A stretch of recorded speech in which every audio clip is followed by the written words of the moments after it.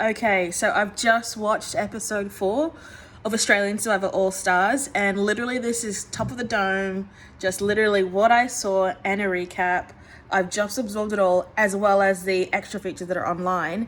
And the episode wasn't as tantalizing as the first 3, but we did see some good, I guess we saw the alliances starting to form at, I believe it is Kokoda or something? It's not Kokoda, it's like the trail. It's horrible to get it wrong. That's really important piece of history. Katoma or something tribe. Anyway, wherever Nick and Henry are, we heard all about it. Nick's managing Henry. Henry's pissed off. Henry can't play. He can't strategize. He can't do anything. You know, you kind of think that he would just take it for what it is for now, knowing that's going to ramp up. It's kind of like he wants to be at a 10, but it's at a 4. And because it's a 4, he's forcing it to become a 10. Only just put a target on himself and get out earlier. I think it's a little bit stupid. I think when you come back and you're playing Survivor, I think you need to play a different game. And so therefore, like, a lot of the aspects should be different. Not just how you played it the first time, but also your strategy coming into it. And already you're basically living off former glory and trying to create the same notoriety a second time. I'm not really down for that. So to some extent, I kind of side with Nick here. And I do think Henry's being ruthless for ruthless sake. But at the same time, it's like, I don't know. I feel like they're both kind of in the snake path for me. Other than that, nothing really stuck out for me. I mean, I think it was good seeing the fallout on the beach between David and Matt. There really wasn't one. I think the fact that they're kind of actually staying away from each other actually means that in many ways, people may think or begin to see that David is the mole.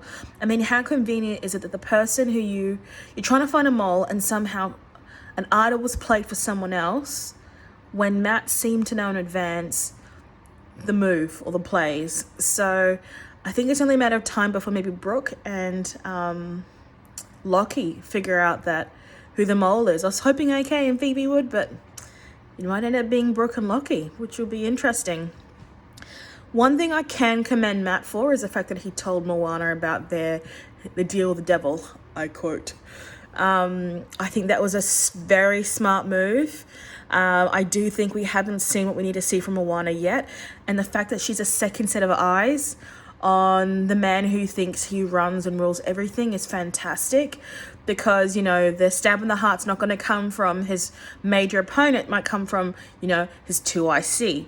So the 2IC knowing what's actually going down and knowing the targets are, knowing the play is a great thing. I think we might see Moana stab David in the back, not necessarily Matt stabbing David. So Moana actually already is in a really good seat, in my opinion, to perhaps even win this game, just purely based on what we saw in those like little 5 seconds. I saw like a little bright light there, thinking, you know, she's as smart as we think she is, and she sounds like she's street smart, like from like her history, that what she said, being in like playing league, being a carer and a provider. She sounds like she's empathetic, strategic, like street smart, and we haven't seen what she has to bring. So she's the most unknown in this box of people for whom we've already watched. So I think there's a lot of potential there.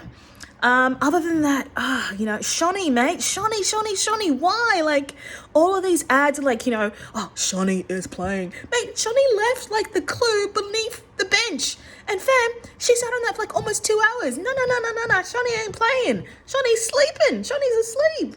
So, Shawnee, you need to wake up. Just need to wake up. Like I said last week, I think she's a little bit of an airhead. Love ya. And you have this vivacious personality, but, mate, chop, check everything. Other than that, I don't know, I think that's my 5 minutes of reviews. The last thing I have to say is talking tribal. So last time I watched, and we saw this weird like cookie ceremony between, I think his name's Osha, Luke Toki, I think it's Matt Tarrant is his name, and Shannon Gates. But in the ads, we're only ever seeing Osha and Luke Toki. Why are we not seeing Shannon Gates also being marketed? Shannon is an OG. Rob has a podcast. cast her online. Like, she has her own following. Those who are real fans know who Shannon Gates is. And she did an incredible review of the last Survivor season, where they had the gender and the sexual harassment issue. And so the fact that she's not getting marketing play because they perceive that she is too much of a newer face and therefore is being omitted from the marketing is, in my opinion, just creating its own cycle, its own circle. Give her some airplay, show that you had 3 people on the bench. You've got Shannon, you've got Luke, you've got Osher, all giving commentary for Talking Tribal, and I think you'll start to see it pick up as well. There are women out here, women want to see a woman's perspective as well. And we just want to have a better all-round panel, and she just brings so much history to the game. I was kind of surprised her name was Shannon Gus. Maybe I only know her enough from what she said online. Maybe she's married now, but my understanding was she was Shannon Gates. And I want to see that advertised better. And I kind of had this impression that maybe it'd be like in between, or like on like a Friday, but on a Friday I still don't figure out when it's airing. So please maybe Channel 10 be more clear about how this is being put out and being released. And some of us might be out here watching it. So peace to everybody. Getting ready for episode 5 and 6. That was my commentary. Top off the dome. And I'm still kind of floored by all of these physical challenges. I feel like Australian Survivor is always so physical, and the Australian Survivor All-Stars is like, again, very, very physical. Like, there's no chunky monkeys out there pushing or like doing any type of exercise because it's just so physical.